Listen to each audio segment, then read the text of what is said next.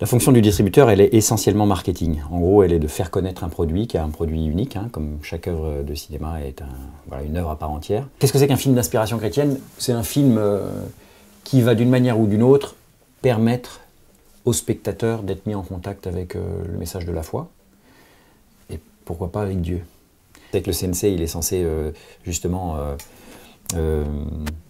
voilà, explorer et puis surtout récompenser la diversité, mais c'est une diversité qui est assez monochrome en fait. Hein. Dès que le film parle de Dieu, on est gêné aux entournures. Ça, c'est typiquement les raisons que m'expriment les chaînes de télé quand elles n'acceptent pas d'acheter mes films. Ça les gêne en fait. Elles ont l'impression de faire un crime de lèse-majesté en permettant à des films comme ça de s'exprimer sur les antennes. Le film chrétien n'avait même pas droit d'existence jusqu'à présent. Enfin, c'était considéré comme insipide, prosélyte, nauséabond. Depuis 3-4 ans, je constate que, en tout cas, c'est pas infamant qu'ils sortent en salle de cinéma.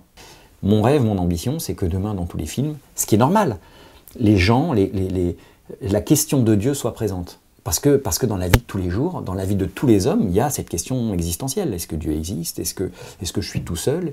Et donc que cette question-là fasse partie des grands films, ça me paraît normal. C'est la vie ordinaire, c'est la vie tout simplement. Et quand j'analyse un peu historiquement, jusqu'à la fin des années 50, on a eu des péplums, on a eu des beaux films de Bresson, etc. On a eu quelques grands auteurs, des auteurs italiens, pas forcément chrétiens, qui sont intéressés à des sujets bibliques, etc. À partir de la fin des années 60, et quasiment jusqu'en 2010, hein, c'est-à-dire que pendant plus de 40 ans, il y a eu comme une éclipse des sujets religieux. C'est-à-dire que la question religieuse était abordée, à quelques rares exceptions près, mais qu'on peut lister sur les doigts des deux mains. Hein. C'était de manière caricaturale. Il n'y a pas de meilleur média, il n'y a pas de meilleur messager que le cinéma. Pour moi, c'est l'art des arts. Il convoque tous les arts, tout simplement. Hein. C'est-à-dire qu'il convoque les 6 autres arts qui le précèdent. Donc c'est ce qui explique son impact absolument incroyable. Un producteur à Hollywood, qui est un des producteurs de X-Men, Ralph Winter, qui disait 95% des gens, 1 heure après avoir assisté à un office, se souviennent plus du tout de ce sur quoi portait le sermon du curé ou du pasteur. Mais tout le monde est capable, 10 ans après avoir vu un film, de redonner telle ou telle citation.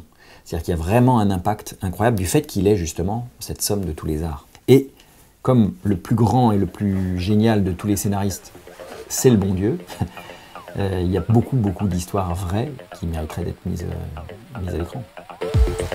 Correct.